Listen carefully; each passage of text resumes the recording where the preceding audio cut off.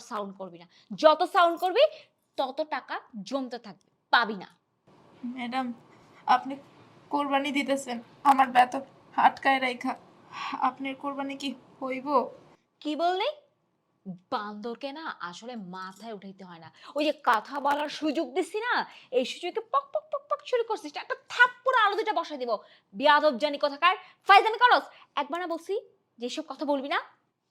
এই ভালোই ভালোই বলতেছি এক্ষণ এখান থেকে চলে যা। তা না হলে কিন্তু আরো খারাপ হয়ে যাবে। কতগুলো মার খাবে কোনো ঠিক নাই। যা এখান থেকে যা। কি হয়েছে এখানে? আপ, খুশি? আরে বইলো না। এত বারবার বলতেছি যেখান থেকে চলে যেতে, না কথাই শুনতেছি না। বারবার শুধু ম্যাম বেতন দেন, বেতন দেন, বেতন দেন। ফাইজলামি শুরু করছে। বলতেছি যে সামনের মাসে দিবে একবারে, ও কথাই শুনতেছে না। কোরবানি দিতে হবে তো নাকি? এটা কোরবানি ঈদ। কোরবানির পরে বলছি এই বিষয়টা দেখবো।